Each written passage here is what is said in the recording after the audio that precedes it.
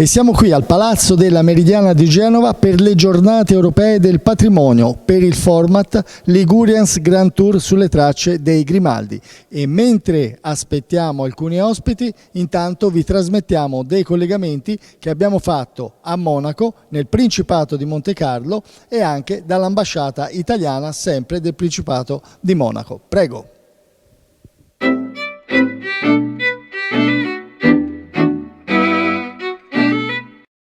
Siamo qui nel Principato di Monaco all'ambasciata italiana e andremo ad incontrare il dottor Giulio Alaimo, ambasciatore italiano a Monaco. Prego, seguitemi. Salve a tutti amici e amiche di Radio Truman e Truman TV. Siamo qui nel Principato di Monaco in compagnia del dottor Giulio Alaimo, ambasciatore italiano a Monaco. Buongiorno dottore. Buongiorno a lei, buongiorno a voi e un caro saluto a chi ci ascolta e chi ci guarda. Grazie, allora ovviamente siamo qui per fare due battute e intanto ringrazio anche per la gentilezza l'ambasciatore che insomma in tutto quello, in tutte le cose che ha da fare insomma ci ha concesso ovviamente un po' del suo tempo, quindi grazie ancora per la sua gentilezza perché c'è tanto da fare qui nel Principato, ci sono tantissime manifestazioni, ma noi siamo qui appunto per quelle che sono le giornate europee del patrimonio, stavo per dire del matrimonio perché c'è anche il matrimonial e quindi lo vedremo con l'ambasciatore. Era per fare due battute per quello che è la manifestazione e poi anche se vuole spendere due parole per quello che può essere diciamo il Principato e la parte, come si usa dire, la parte della Liguria insomma che può interessare. Sì, la domenica che arriva saranno le giornate del patrimonio che sono celebrate in ambito europeo da circa 50 stati su iniziativa del Consiglio d'Europa, del quale fa parte, come sappiamo, anche il Principato di Monaco. Si tratta di una iniziativa che ha raccolto finora circa 30 milioni di visitatori che hanno possibilità di accedere ai luoghi culturali, ai luoghi turistici che usualmente sono chiusi o che sono anche chiusi e quindi poterli visitare in una condizione di assoluta eccezionalità. Anche nel Principato di Monaco, come in Italia, domenica ci saranno tutto un insieme di iniziative di grande qualità, saranno possibili visite a luoghi usualmente chiusi o perché su luoghi istituzionali o perché luoghi che hanno particolari forme di tutela e queste opportunità si possono meglio comprendere visitando il sito del Ministero della Direzione degli Affari Culturali del Principato di Monaco. Sono 40 iniziative che si svolgono tutte nella stessa giornata. Interessante sottolineare come per questa edizione le autorità monegasche abbiano voluto evidenziare il ruolo di tutti nella costruzione del loro patrimonio artistico e culturale, di tutti, quindi di uomini e di donne, e quindi proprio per valorizzare il ruolo di quest'ultime che per tante ragioni, come sappiamo, a volte hanno avuto un minor risalto in termini di conoscenze e di visibilità per quanto loro hanno fatto, hanno voluto associare l'autorità di Monaco alla giornata del patrimoine, la prima giornata del matrimonio, quindi un po' questo gioco di parole che vuole proprio sottolineare come si vuole in questa occasione valorizzare e evidenziare il ruolo delle donne.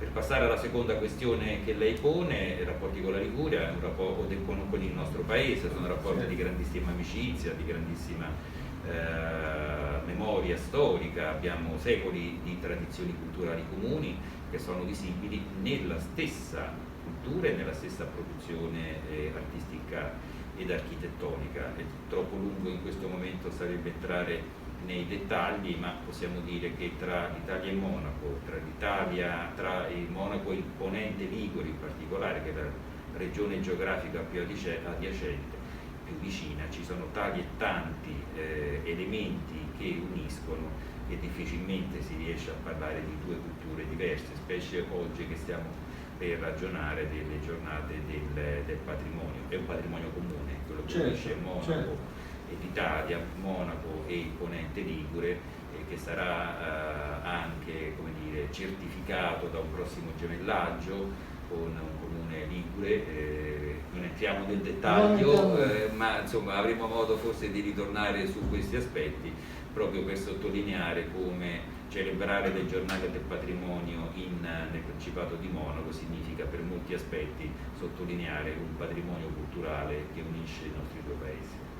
Ecco, intanto abbiamo un po' così incuriosito, accennato quello che può essere, quello che possono essere anche i rapporti tra il Principato e la Liguria, e su questo poi ci ritorneremo, dottore, torneremo a disturbarla in futuro molto prossimo per approfondire, perché sono cose anche belle, di curiosità, di grande cultura, di grande patrimonio, appunto, perché ci lega questa grande storia anche. Quindi, detto questo, io ringrazio il dottor Giulio Alaimo per la sua gentilezza, per la sua disponibilità, e noi entreremo in quel del Principato di Monaco per vedere alcuni siti anche di queste giornate del patrimonio. Dottore, io la ringrazio, è stato molto molto gentile, grazie. Grazie a voi e allora a presto. Ci contiamo, grazie, a presto. E allora siamo qui al Palazzo della Meridiana con il nostro sindaco di Genova, Marco Bucci. Allora, intanto grazie per la sua presenza. Volevamo così, in ultima battuta, per quello che sono queste giornate dedicate al patrimonio europeo, insomma, quello che ci può dire. Beh, innanzitutto saluto tutti i telespettatori e vi dico che questo qui si chiama Palazzo della Meridiana, in realtà è Palazzo Grimaldi, come il Palazzo Bianco che è Palazzo Grimaldi, anche il palazzo sede del comune, il Palazzo Doria Tursi, in realtà è un Palazzo Grimaldi. Quindi questi tre palazzi affacciati tutti e tre su via Garibaldi, la vecchia via Aurea, sono un esempio di quella che era l'architettura del 1500 a Genova, e cioè la via più architettonicamente più avanzata per quell'epoca, e anche oggi considerata una delle vie più belle del mondo. E la famiglia Grimaldi a Genova aveva i terreni e aveva fatto queste ristrutturazioni edilizie, creando questi palazzi veramente ad altissimo livello. La famiglia Grimaldi ha grande importanza nella storia di Genova, a partire dalle crociate, dalla fine delle crociate, e quindi noi vogliamo ricordare la famiglia Grimaldi, perché ricordare la storia della nostra città è una cosa importante. Sulla storia e la tradizione della nostra città noi possiamo costruire un futuro, e il futuro che deve riguardare il passato per imparare e costruire sull'esperienza del passato quello che sarà il nostro futuro. Per la cultura della città e la qualità di vita della città di Genova è estremamente importante recuperare la storia, recuperare gli eventi e capire i motivi per cui certe cose sono state fatte. Noi abbiamo un'architettura fantastica con tantissime opere d'arte, abbastanza nascoste, e questo devo dare colpa all'amministrazione perché non facciamo forse quello che dovremmo fare per farli conoscere al mondo. Ogni visita a Genova di qualunque turista alla fine diventa sempre una grande sorpresa, non sapevo che ci fossero tutte queste cose, ecco, esattamente, ci stiamo dando da fare. Bisogna lavorarci sopra, perché Genova io penso sia una delle più belle città italiane, ma anche nel mondo, anche per quello che ha di storia, per quello che ha dato e per quello, insomma, che sta dando ancora. Sindaco, in ultima battuta, oggi c'è stata una bellissima manifestazione sempre dedicata a quelle che sono le giornate del patrimonio europeo. Com'è andata? È andata benissimo, abbiamo recuperato tante cose in comune che ci sono tra Monte Carlo e Genova, non soltanto ovviamente la famiglia Grimaldi, non soltanto il colore bianco e rosso, ma moltissima storia, moltissima cultura e moltissime, moltissime cose che riguardano la storia della nostra città, che sono poi anche uno specchio di quello che sta succedendo oggi nella società civile, quindi dalla storia si impara sempre, quindi c'è un grandissimo valore nel recuperare queste cose. E poi, insomma, in ultima battuta così, se si incontra un monegasco e si incontra un genovese, entrambi parlano la stessa lingua, insomma. Entrambi parlano la stessa lingua, entrambi hanno la stessa radice, e chissà che in futuro non saremo tutti quanti assieme di nuovo, ma chi lo sa. Nel Principato di Monaco magari? In un posto dove possiamo tutti quanti condividere assieme quella che è stata la nostra storia e la nostra tradizione. Ed essere sereni. Sindaco, io la ringrazio per la sua gentilezza, la sua disponibilità, gli faccio un bocca al lupo per tutto quello che è la sua amministrazione e per i lavori che avete in corso e quelli che farete in futuro. Sì, in effetti Genova ha moltissimi investimenti in questo momento, molte cose che faremo nuove, che creeranno Genova una grande città europea. Genova vuole essere, proprio sulla base della sua tradizione, una grande città europea con grandissima qualità di vita, perché vivere sul Mar Ligure e sul Mediterraneo è una cosa assolutamente fantastica. La ringrazio di nuovo, Sindaco, grazie. Grazie a voi e tanti auguri e grande qualità di vita anche a Monte Carlo, e come dicevo, con l'auspicio che in futuro i rapporti tra Genova e Monte Carlo saranno sempre più intensi e sempre più fruttuosi. La ringrazio, buon proseguimento, grazie. Ed eccomi qua con un altro ospite illustre, sono con il principe Domenico Pallavicino, aristocratico genovese, console generale del Principato di Monaco e Genova. Allora principe, intanto grazie per la sua gentilezza di essere qui con noi per queste due battute, per quelle che sono le giornate europee del patrimonio, cosa possiamo dire? Beh, è meraviglioso, è sempre un patrimonio che si ingrandisce sempre di più e non possiamo dimenticare cosa hanno detto qui in riunione, che la più bella, diciamo, fra le più belle, più bel patrimonio è la via Garibaldi, ecco, no? La via Aurea e comunque anche altre cose, eccetera, eccetera, eccetera. Questo devo dire che questo patrimonio venga curato di più, venga esteso nella misura in cui si trovino altri validi elementi.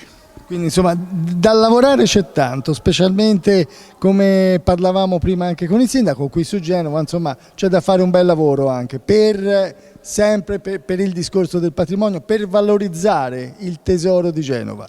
Certamente valorizzare, ma c'è anche un concetto di conservazione, ecco, lavori di mantenimento che sono sulle case nuove e ancora più sui palazzi antichi, ecco, non solo fotografarli ma anche conservarli religiosamente, attentamente. Questo è importante, che comporta delle spese non indifferenti. Non indifferenti, quindi ci vogliono tanti aiuti anche da parte dello Stato. Certo. Lei è console generale del Principato di Monaco e anche qui a Genova, quindi un bel connubio. Sì, no, io sono console di Monaco per la Liguria. Sì. Ecco. Da 40 anni, forse tra un po' sarò sostituito, comunque 40 anni li ho fatti con grande onore e piacere. Quindi comunque è stato un bel lavoro fare questa cosa qui, rappresentare le due città. Sì, perché la monarchia più vicina, anche e più di tradizione più vicina, è Monte Carlo, ecco, è Monaco, quindi questa vicinanza di cultura, a tutti gli effetti è stato molto molto bello. Io la ringrazio per la sua disponibilità e il suo tempo, ringrazio il principe Domenico Pallavicino. A voi, grazie. Grazie principe.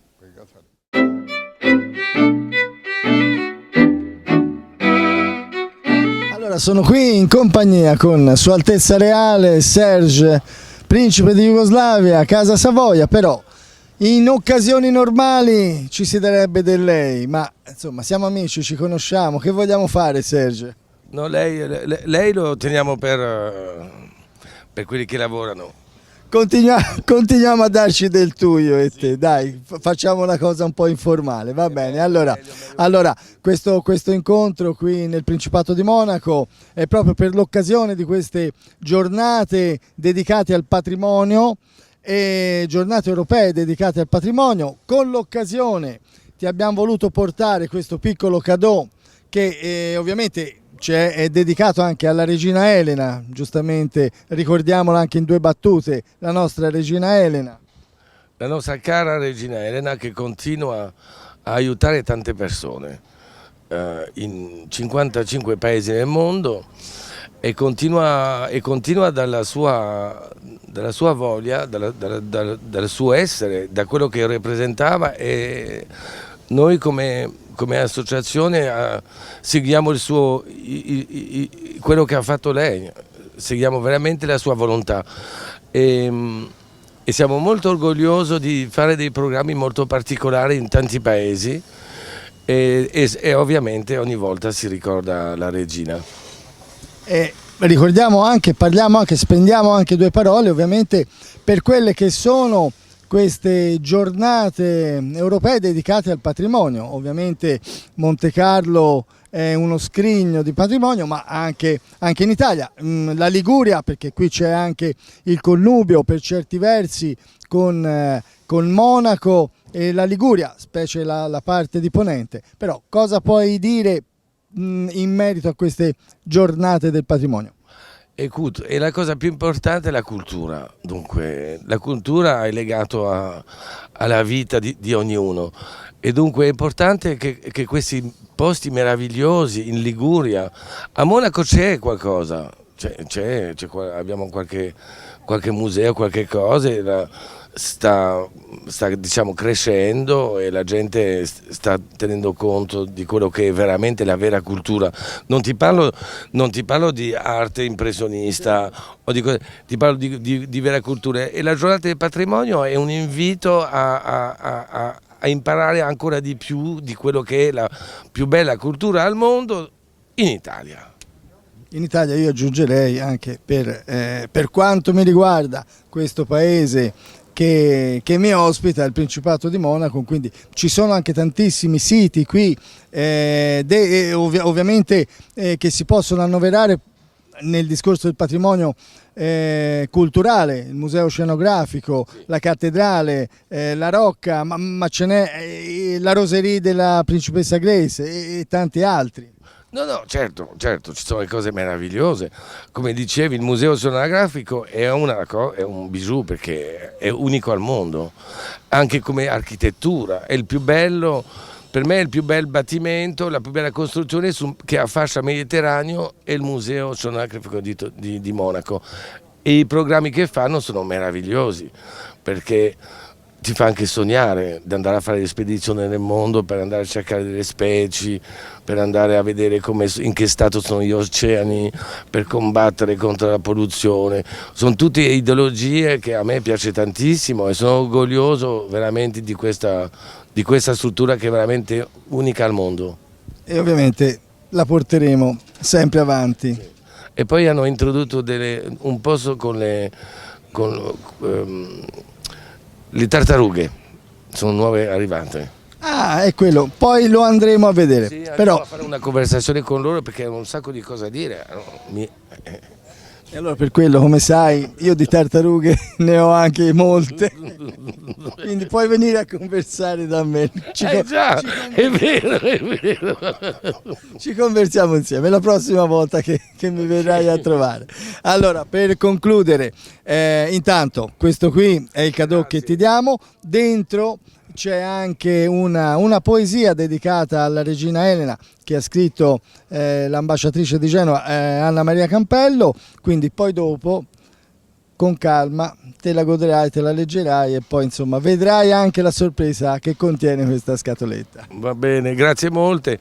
Mi piace molto la tradizione, come mi diceva, che è una pasticceria molto antica. Sì, è la pasticceria Romanengo. Voilà, e che mi piacerebbe molto andare a trovarli, solo per curiosità, diciamo, perché le cose che fanno a Genova mica si scherza qua. Allora prendiamoci un appuntamento insieme, ci andiamo insieme. Sicuramente, magari andrà primo tu. Vado in avanscoperta. Sì, perché vai oggi, no? Sì. No, nei prossimi giorni. Buon. Va bene, allora con questo io ringrazio sempre Serge che insomma Sua Altezza Reale, io mi permetto, come dico sempre a coloro che ci seguono, ci diamo del tu, ci conosciamo, quindi diventa sempre un grandissimo piacere quando ci incontriamo, e quindi ecco perché insomma c'è questa confidenza e complicità per certi versi. Serge, io ti ringrazio tantissimo sempre per la tua disponibilità e la tua gentilezza. Grazie a te. A tutti, buona giornata. Grazie.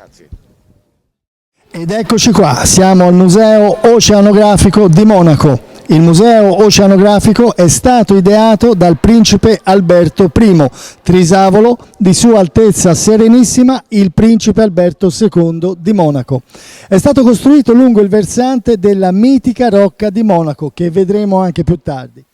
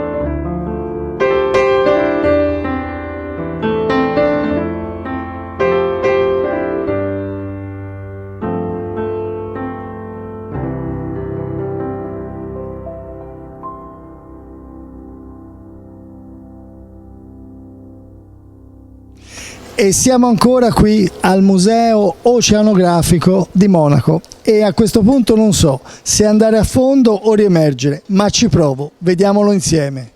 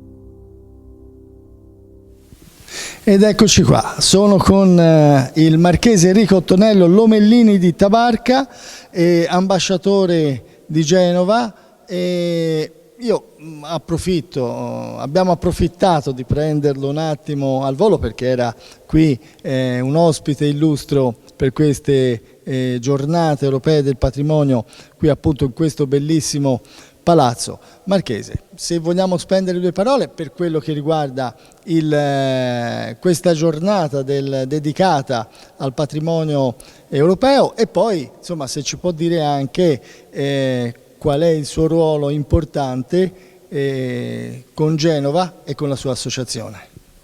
Grazie. Oggi celebriamo qui a Genova appunto la giornata europea del patrimonio, focalizzando la nostra attenzione appunto sui Grimaldi, che come ben sapete oggi sono signori di Monaco ma hanno origini genovesi, sono una delle più importanti famiglie patrizie genovesi che hanno retto le sorti dello Stato della nostra Repubblica aristocratica. Oggi immeritatamente sono stato chiamato a essere uno tra i relatori di questo convegno, durante il quale ho illustrato un pochettino a grandi linee quello che era un po' la storia di queste grandi famiglie del patriziato genovese. Giornata del patrimonio patrimonio. Genova ha un enorme, un grandissimo patrimonio storico, ma anche artistico e di conseguenza culturale, da tutelare e soprattutto da valorizzare anche a livello mediatico, quindi è giusto che tutti conoscano quello che Genova conserva e che è stato costruito nel corso dei secoli tramite appunto queste grandi famiglie. Genova è una città molto particolare perché il suo territorio così angusto non ha consentito la costruzione nel passato di ampi viali o di ampie piazze come possiamo ammirare a Torino o in altre città d'Italia, per cui per ammirare i palazzi genovesi che sono delle vere e proprie regge bisogna mettersi spalle al muro del palazzo di fronte e alzare lo sguardo, e allora veramente il visitatore rimane a bocca aperta, ancora di più quando entra all'interno, perché questi palazzi veramente rappresentano appunto delle regge in cui i patrizi genovesi magnificavano la loro potenza, la loro ricchezza anche agli occhi dei visitatori. Voi sapete che Genova è città dei rolli. Questi Infatti dicevo, i palazzi dei rolli quindi sono magnifici, già questo edificio che ci ospita oggi. Sì, io spenderei però, se mi consente, 2 minuti sul discorso dei rolli, perché il termine completo sarebbe i rolli degli alloggiamenti pubblici, perché sono una tipica istituzione genovese. Cos'erano questi rolli? Erano semplicemente dei rotoli in cui, a cominciare dal Cinquecento, si censirono tutti i palazzi nobiliari di Genova. Li censirono in 3 categorie, quindi prima, seconda e terza, a seconda di alcuni parametri. Perché questo? Perché a Genova, quando veniva qualche personaggio importante in visita di Stato, quindi un sovrano, un principe, un ambasciatore o un cardinale, inizialmente non sapevano dove ospitarlo, quindi avevano i cerimonieri genovesi avevano studiato questo escamotage, come a Genova i genovesi ne hanno studiati tanti di escamotage nella storia, di suddividere appunto anche i visitatori importanti in categorie. Faccio un esempio concreto: veniva in visita un cardinale, benissimo, il cardinale era considerato di seconda categoria, andavano a estrarre da questi elenchi un palazzo della seconda categoria e a sorte il proprietario si doveva sobbarcare l'ospitalità di questo cardinale, il quale non arrivava da solo, certo arrivava con un seguito, insomma era un grande onore, infatti si lucidavano argenterie, si mobilitava tutta la servitù, ma era anche una grande spesa, perché a Genova il potere veniva gestito privatamente, a differenza di Venezia in cui tutto era pubblico, da queste famiglie patrizie che governavano la città. Quindi ecco, questo qui è anche una bella pagina di storia, ma soprattutto una bella pagina di cultura che per certi aspetti la dovrebbero anche insegnare anche nelle scuole, ma non solo, diciamo, questa parte, un po' tutta Italia, no? Perché abbiamo delle pagine bellissime di storia e di cultura. Marchese, io approfitto un attimo della sua presenza, è stato così gentile. Se vogliamo spendere anche 2 parole per quello che riguarda la sua associazione, quello che fate. Allora, io sono anche presidente della Compagnia Genovese d'Oltremare. Pochi sanno che Genova aveva un territorio d'oltremare immenso che spaziava dal Mar Nero in Crimea, ci sono ancora oggi queste bellissime fortificazioni genovesi in Crimea sulle quali c'è un progetto di riqualificazione in corso al quale stiamo collaborando, fino a Gibilterra. Quindi Genova padrona indiscussa del Mediterraneo, perché non avendo spazio sulla terraferma per forza di cose si è dovuta proiettare sul mare. La Compagnia Genovese d'Oltremare è nata nel 2019 a seguito di un grande evento internazionale che è stata questa traversata storica Pegli, Tabarca, Carloforte, per ripercorrere questo antico percorso che hanno fatto i primi abitanti di Pegli e la guida della famiglia Lomellini per andare a colonizzare l'isola di Tabarca, e sulla quale poi bisognerebbe anche dire parecchie cose interessanti, e quindi la mia compagnia ha come scopo di far conoscere la grande Genova attraverso grandi eventi. Purtroppo abbiamo incominciato con questo grande evento di questa traversata, ma il Covid poi ha stoppato tutto. Oggi, grazie all'organizzazione di questo convegno sui Grimaldi, sicuramente è una pietra miliare, una rinascita, per poter incominciare a rifare veramente degli eventi in presenza per fare in modo che appunto tutta la gente, tutta la popolazione sia al corrente, insomma, di quello che facciamo, ma soprattutto di proporre e di coinvolgere soprattutto i giovani in queste iniziative culturali che sono coinvolgenti a 360 gradi. Quindi insomma state facendo anche un grandissimo lavoro, io la ringrazio, però poi ci promettiamo un altro appuntamento per approfondire anche la parte storica di quello che fate con la sua associazione, quindi anche perché avremo poi in seguito altre sorprese. Quindi io la ringrazio per la sua gentilezza e la sua presenza, Marchese. Grazie per l'ospitalità, grazie infinite. Grazie. Grazie a voi. E allora siamo qui con l'ingegner Mario Menini dell'associazione Liguri nel Mondo. Ingegnere. Salve, salve a tutti, grazie per questo invito meraviglioso. No, grazie a lei per la gentilezza che ci fa per essere qui, ci ringraziamo a vicenda. Ringraziamo a vicenda. Allora, senta ingegnere, qualche battuta che ci può fare guardi, su queste giornate del patrimonio? È stata una bellissima iniziativa, ringrazio tutti, eccetera, eccetera.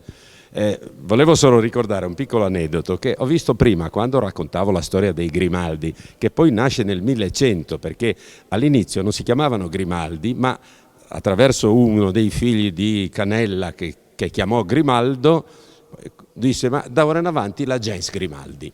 Allora lei sa che nel 1290 rotti a un certo momento furono cacciati da Genova perché stavano coi Guelfi, le solite camarille politiche, no? Come succede? Come succede sempre, lui se ne va e gli prendo tutto, lui torna e mi riprende tutto. Insomma, a un certo momento i Grimaldi vengono cacciati e vanno a conquistare la rocca di Monte Carlo. Dopo un po' i genovesi, incavolati, si riprendono la rocca. Allora i Grimaldi ci hanno ripensato, dice: come facciamo a riprenderci la rocca? E hanno studiato questo stratagemma. E questo poi spiega il vessillo, lo stendardo, la bandiera. Cioè, che fanno? Si vestono da... è il nome. Si vestono da frati.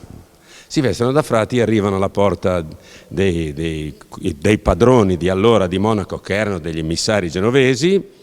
Bussano e dice: siamo dei poveri fraticelli che siamo venuti qui a chiedere ospitalità, una brutta giornata, eccetera, eccetera. Quelli gli aprono la porta, allora tirano fuori gli spadoni, li fanno fuori tutti e si riprendono la rocca. Da qui, nello stendardo del Principato di Monaco, oltre alle losanghe rosse in campo bianco, ci sono alla base 2 frati con la spada sguainata. E questa è la storia, non è leggenda. No, infatti è la storia, perché anche noi l'abbiamo percorsa un po' con alcuni dei nostri servizi, quasi mi verrebbe da fare una battuta da buon toscano, e la storia è sempre stata quella poi alla fine. Allora Guelfi, Ghibellini, eccetera, eccetera. Per fortuna che poi è arrivato Andrea Doria, l'ha messi tutti d'accordo. E lui li metteva d'accordo così, no? Con questi. No? Vabbè. E poi... Ingegnere, è stato simpaticissimo, grazie per questi aneddoti, e io spero anche di rincontrarla in altre manifestazioni e scambiare altre 2 chiacchiere insieme. Grazie, buonasera. Grazie a lei, grazie.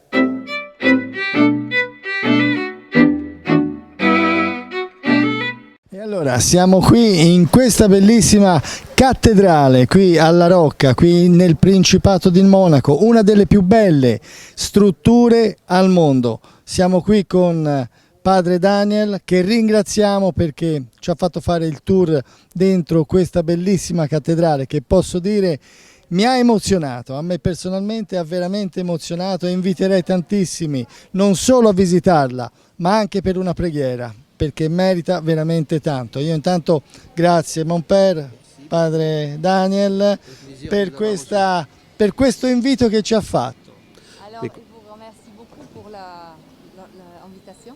Oui. Et surtout qui invite tout le monde de venir apprécier ce lieu, et surtout pas seulement pour regarder la beauté, mais aussi pour y prier, c'est ça. Mais ça fait un plaisir de vous recevoir dans cette cathédrale qui est très belle, qui est une rare cathédrale au bord de la Méditerranée et qui est connue dans le monde entier. Encore merci d'être venu aujourd'hui. Allora lui ti dice grazie anche a voi che siete venuti, in più perché è fiera di presentare questa cattedrale che è l'unica che è conosciuta al mondo, sì, in zona mediterranea. Sì, è conosciuta al mondo, ma poi ci sono, mi permetto, rubo un altro minuto a Mon Père, ci sono degli organi che meritano veramente perché sono molto antichi, bellissimi, hanno una sonorità, una melodia bellissima che veramente io invito sempre le persone, qualora ci fosse qualche manifestazione, un concerto di organo, è veramente una cosa bellissima, al di là di tutto quello che è questa meravigliosa struttura che poi andremo a scoprire. Et fait aussi l'admiration à votre orgue et les concerts qu'il a déjà entendus, parce Oui. que ça fait vraiment quelque chose de très exceptionnel. C'est vrai, il a raison. Nous avons un des plus bels orgues d'Europe, il ne faut pas l'oublier. Et 80 jeux, plus de 3 ou 4 000 tuyaux, mais enfin c'est un orgue symphonique et qui est très rare ici à Monaco. Il n'y en a qu'un comme cela, mais il n'y en a pas beaucoup aussi en Europe. Donc merci de l'avoir souligné, de remarquer que notre bel instrument qui est l'orgue est connu dans le monde entier grâce un petit peu à vous aujourd'hui. Merci. Sì, apprezza che tu hai sottolineato giustamente questa favolosa orga che ha credo 4.000 tubi, è veramente quasi unica qui in Europa. Merci. Padre, io la ringrazio Merci. veramente tanto, Je vous en è stato prie. molto gentile, grazie, Au revoir, grazie. monsieur. Au revoir, merci. Au revoir.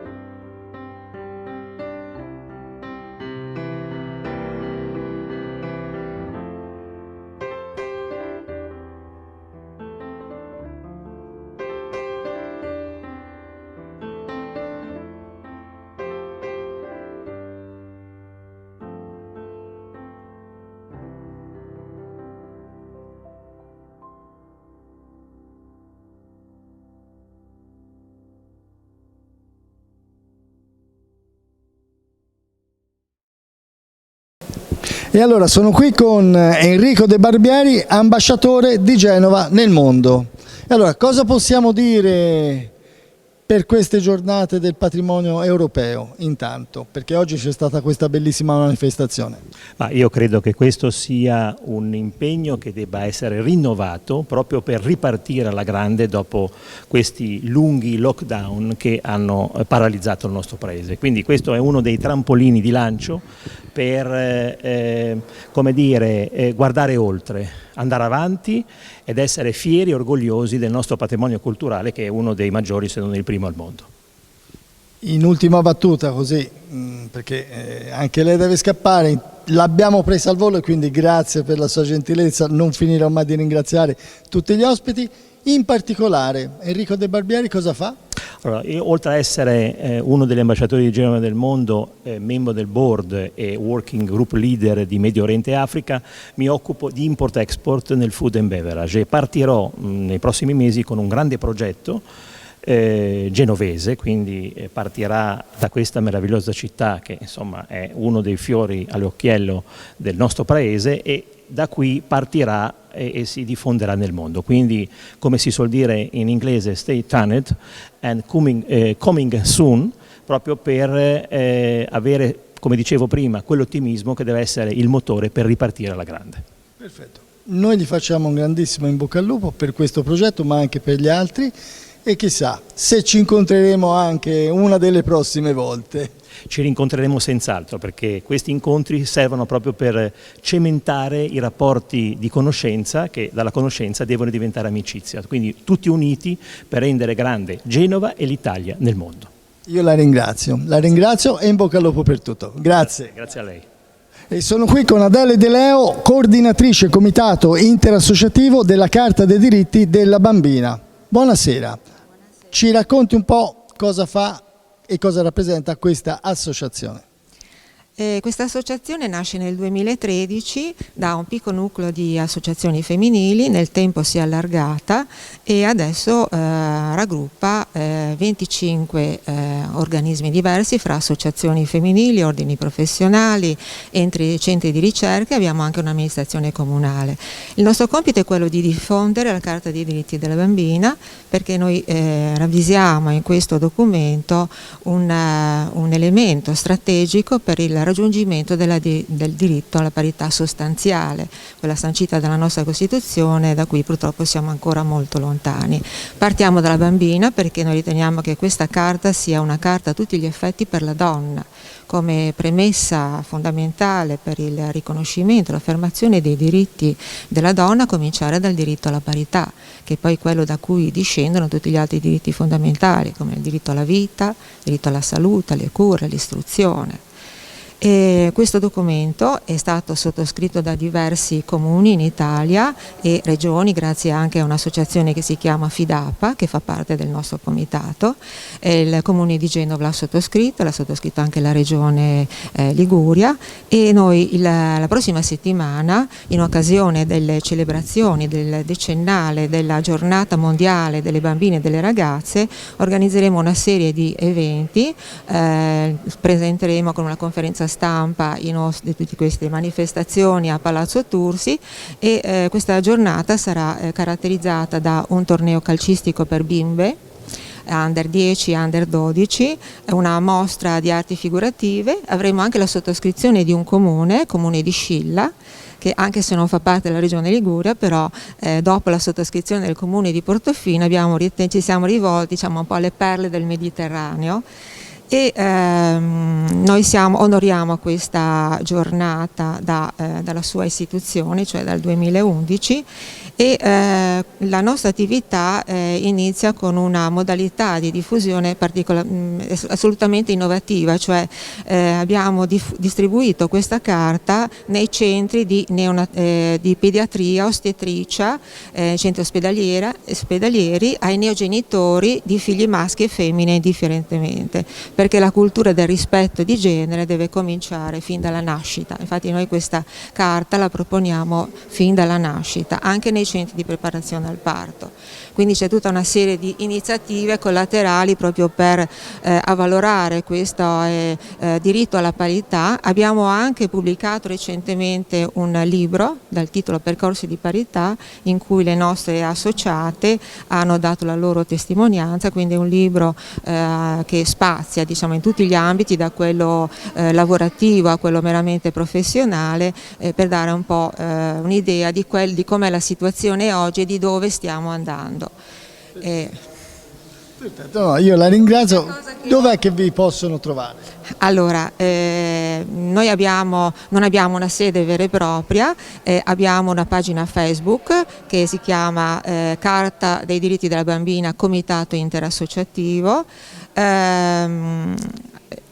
Ci appoggiamo ovviamente alle istituzioni, come ho detto l'8 di ottobre ci sarà questa conferenza stampa in cui presenteremo tutte queste nostre iniziative. Abbiamo questo libro che si può trovare su Amazon, Percorsi di parità, che dà un po' l'idea di quello che noi facciamo, di quello che siamo e di quello che andiamo a fare. Noi siamo del parere che le bambine sono il nostro futuro. Mi sono permessa da ultimo a chiedere al Marchese, Pallavicino, Marchese, sì, se fosse possibile, visto che noi non ci siamo mai spinti oltre i confini nazionali, sottoscrivere la carta da parte del Principato di Monaco, e mi ha detto che era molto interessante. Il principe Pallavicino. Ecco, mi scuso.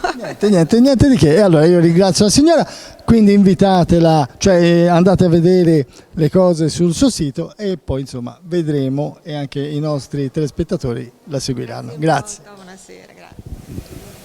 E sono qui con Alessia Cotta Ramusino, ambasciatrice UNICEF, quindi una bella carica importante e delicata. Esattamente, insomma molti credono che sia una carica onorifica, mentre invece è una carica effettiva, ovvero c'è tanto da lavorare. Esatto, c'è tanto da lavorare per i diritti dei bambini, ma UNICEF ultimamente devo dire che si è chiaramente allargato e quindi si parla di diritti umani. In particolare a me è stata data appunto la carica perché io da tanti anni qui da Genova, io sono nata a Genova, mi sono dedicata alle donne, ai diritti delle donne, perché senza le donne non ci sono neanche i bambini, per cui dobbiamo salvaguardare la donna anche per salvaguardare i bambini. E poi anche per l'ambiente, perché anche la terra di cui facciamo parte tutti ovviamente è praticamente importantissima. Quindi queste sono le 3 materie che io curo, sono delle materie come potrai capire difficili, perché effettivamente ultimamente purtroppo ci sono insomma sono stati tanti avvenimenti e tanti accadimenti difficili, no, per quanto riguarda questi temi, a partire appunto dall'ambiente ma anche ahimè le donne e i bambini.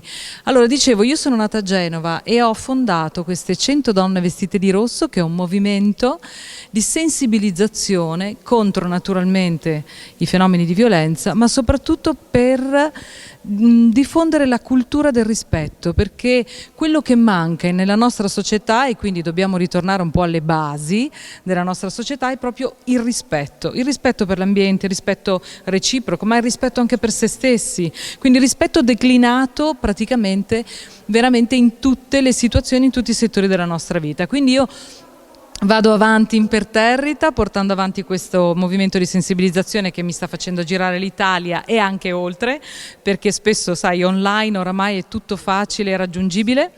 Prossimamente il 1° di ottobre faremo anche un evento dedicato sempre con queste 100 donne vestite di rosso, che però sono delle bambine, perché l'11 ottobre ricorre la giornata internazionale delle bambine e delle ragazze e quindi l'11 ottobre faremo con le bambine e con le ragazze, quindi fino ai 20 anni insomma, faremo questo flash mob per dare sostegno alle bambine afghane che, come sapete, sono state escluse dalla scuola e dall'istruzione.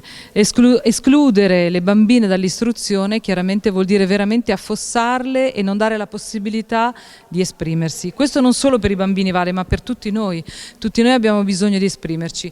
Riparto di nuovo da Genova perché anche oggi qua c'è stato un bellissimo evento, grazie ad Anna Maria Campello, c'è stato questo bellissimo evento dove si è parlato di nuovo del ruolo delle donne nella cultura, un ruolo fondamentale perché siamo state delle grandi conservatrici anche, quindi delle grandi mecenati anche a livello artistico, culturale, per cui il ruolo della donna nella società è fondamentale e chiaramente questo è uno dei motivi per i quali sono ambasciatrice UNICEF.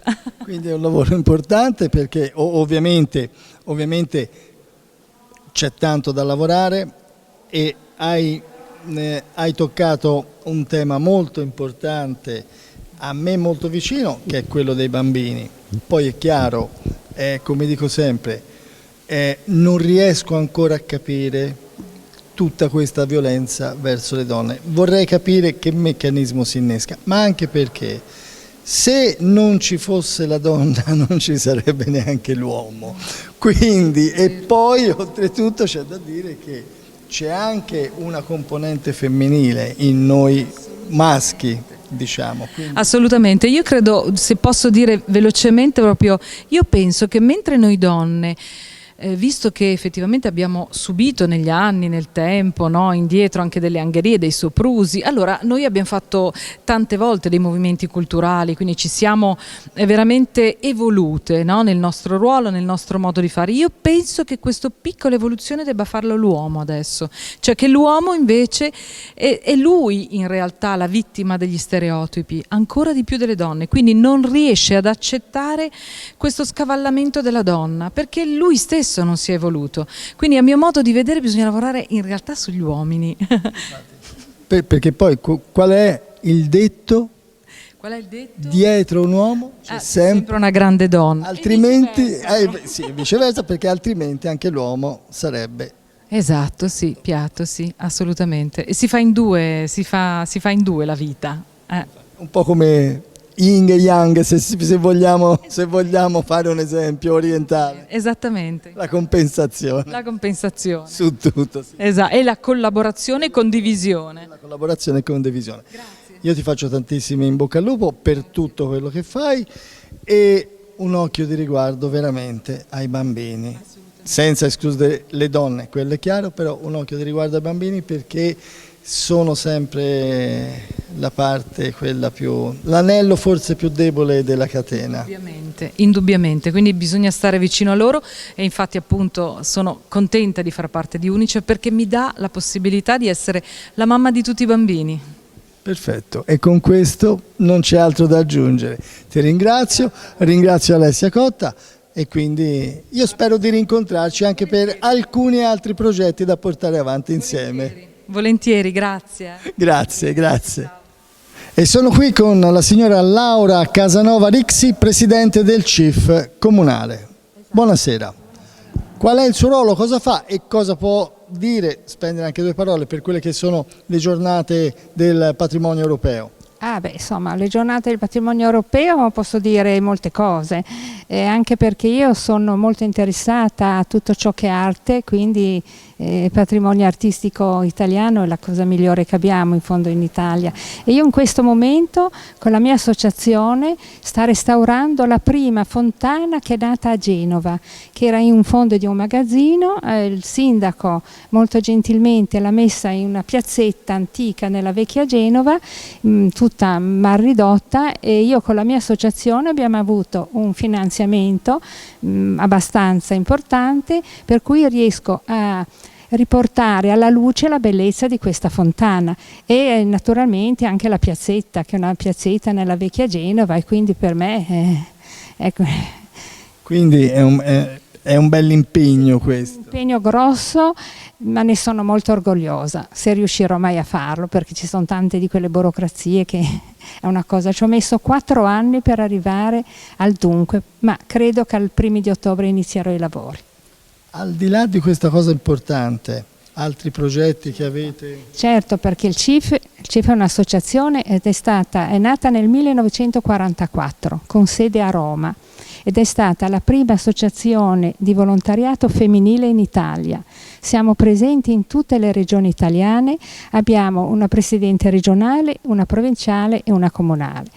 E cosa posso dire? Guardi, ci occupiamo di tutto ciò che è disabilità, le famiglie bisognose, gli anziani, abbiamo un telefono azzurro, abbiamo una scuola professionale per i ragazzi, abbiamo una sede dove quest'inverno col Covid abbiamo fatto corsi di italiano a ragazzi sia italiani che extracomunitari e questa è stata un'altra soddisfazione personale perché all'inizio insomma mettere insieme 2 mondi così diversi non era facile, ma dopo alla fine del corso mi sono trovata con tutti i ragazzi amici e felici di essersi conosciuti, questo è stato un raggiungimento bellissimo.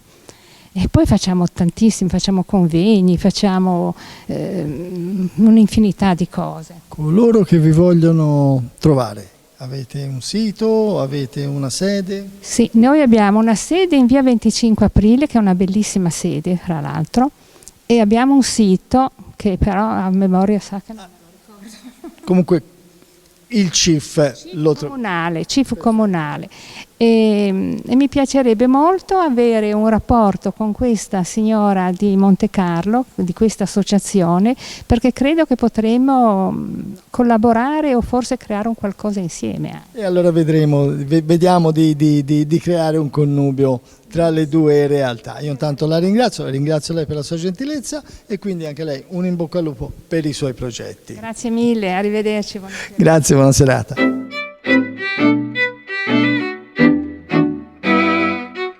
Allora, siamo qui alla Rosary Princess Grace, come vedete ho la statua dedicata a lei qui alle mie spalle e andiamo ad incontrare Madame Céline Cottalorda che ci spiegherà, ci farà vedere quella che è l'esposizione di queste donne che hanno fatto la cultura non solo qui nel Principato di Monaco ma anche nel mondo. E ovviamente vi presento la mia traduttrice Christiane che ovviamente lo facciamo anche in francese. Sì, alors, on va rencontrer Madame Céline Cotalorda, qui est chef du comité droits des femmes et protection justement contre la violence des femmes. Ils ont eu l'idée d'exposer 15 femmes aussi importantes ils ont fait en fait une recherche pour voir les femmes importantes aussi à Monaco, comme ici en Europe, qu'ils ont apporté voilà, un en plus à la communauté, comme par exemple aussi Josephine Baker, Madame Curie, qui est connue. Mais il y a aussi une princesse qu'on a retrouvée par recherche qui a régné comme première ici à Monaco. Quindi ora andiamo ad incontrare Madame Céline Cotalorda. Prego. E allora, salve a tutti, siamo qui alla Roserie Princess Grace con Madame Céline Cotalorda che ci spiega questa esposizione bellissima che hanno messo in questo splendido giardino, che inviterei veramente tutti a venirlo a visitare almeno una volta, per questa manifestazione che si sta svolgendo delle giornate del patrimonio europeo et de la culture. Prego. Cette exposition, c'est une exposition qui met en avant des femmes remarquables, des femmes exceptionnelles, qui sont parfois méconnues et donc qu'on veut faire découvrir. Et ce sont des femmes qui ont toutes œuvré pour l'égalité homme-femme ou qui ont fait avancer la société à leur époque. Donc il y a 15 femmes qui sont présentées dans le cadre de cette exposition. Certaines sont très connues, on a Joséphine Baker, Marie Curie, et d'autres sont un petit peu moins connues, comme par exemple Séverine, qui est la première femme journaliste de son époque, ou Bertha von Stuttner, qui est une pacifiste internationale. Et puis on a aussi 4 princesses, puisqu'on est à Monaco et qu'on fait le lien avec la journée du patrimoine, donc on a aussi une dimension historique et patrimoniale. On a 4 princesses, dont la princesse Louise Hippolyte, qui est la seule princesse qui a régné à Monaco. Donc c'était important aussi de faire redécouvrir ce patrimoine au public. Io passo la parola, io sono diviso tra 2 donne, quindi ho anche la mia traduttrice. Sì, allora provo di riprendere tutto perché non è facile, il discorso era molto lungo e comunque l'idea è quella di ripresentare tutte le donne che hanno portato qualcosa di importante a Monaco e in più anche per fare scoprire certe donne che, come la prima scrittrice, giornalista, che era Madame Séverine, che non conosciuto, e l'altra che è molto più anche importante, che hanno avuto la prima regna, come si dice, la signora che regna di Monaco, principessa che ha regnato il Stato, e era come si appelle non pacifista, che ha regnato allora ragazzi, Hippolyte, non so se l'ho pronunciato giusto. E comunque con l'idea di presentare queste 15 donne per fare capire che hanno portato qualcosa positivo alla società. Comunque ci sono delle grandissime donne che poi tanto dopo vedremo, di grande cultura, di grande statura anche a livello non solo culturale ma anche come donne, per quello che hanno portato non solo qui nel Principato ma anche nel mondo. Io volevo approfittare di Madame Céline anche per parlare, di dire 2 parole anche per quanto riguarda le comitè. Alors, le comité qui s'appelle Comité pour la promotion et la protection des droits des femmes est un comité qui a été créé il y a 3 ans par le gouvernement. Donc c'est une entité du gouvernement monégasque et qui vise à promouvoir l'égalité entre les femmes et les hommes et à lutter contre les violences faites aux femmes. Allora, 3 anni fa hanno creato questo comitato per giustamente proteggere la donna e per andare contro la violenza, che sono più foste di donne che sono toccati, e per quello. Quindi comunque sia chiamiamolo, è un progetto che questo lega un po' tutto il mondo, lega tutta una grandissima comunità mondiale. La violenza contro le donne è sempre da bandire. Oui. Oui, oui, la violence touche malheureusement tous les pays et à Monaco aussi. Depuis que le comité a été créé, on a fait des études statistiques pour savoir combien de cas étaient recensés et malheureusement on s'aperçoit qu'à Monaco aussi c'est un phénomène qui nous touche. Alors il faut mettre en place des actions pour lutter contre ça, pour faire de la prévention, de la sensibilisation, de la formation du personnel policier, de la justice. C'est très important et des femmes elles-mêmes, puisqu'en grande majorité ce sont les femmes qui sont victimes de violences. Oui, et alors c'est seulement depuis ils ont ouvert ce comité. Ils ont même créé une statistique pour savoir si à Monaco il y a une violence contre les femmes. Hein, vous me regardez si je dis quelque chose juste au... Hein, et surtout pour sensibiliser aussi la police et aussi les personnes autour pour comprendre où ça touche la violence parce qu'ils n'ont jamais imaginé qu'il y a aussi même à Monaco c'est un sujet qui est quand même... Ah! Io ti chiedo scusa, ma queste cose capitano specialmente quando siamo in diretta. Io ti stavo ascoltando perché era un ripasso per me, però e sono i nostri ascoltatori, va bene, no, niente, andiamo avanti, non ci sono problemi, va bene in questa maniera. No, sì, perché anche a Monaco hanno scoperto che c'è un soggetto che è sensibile e che realizza da 3 anni, fanno anche le ricerche su una statistica perché prima non avevano di base o di informazione su quello e esiste anche a Monaco e per quello provano di fare anche lavoro sul fondo per sensibilizzare la polizia, anche le persone per riconoscere che c'è una situazione comunque reale della violenza anche qui a Monaco. Grazie Cristian. Allora io ringrazio Madame Céline per la sua gentilezza, per il tempo che ci ha concesso, anche perché sappiamo è molto impegnato, quindi grazie di essere stata qui con noi, buon lavoro per tutto e questa cosa è veramente una cosa meravigliosa, grazie. Grazie mille, grazie a lei. Scusi perché non parla italiano. Io non parlo francese, quindi però mi sto attrezzando piano piano, ci ritroveremo la prossima volta in una via di mezzo. Ok, grazie mille.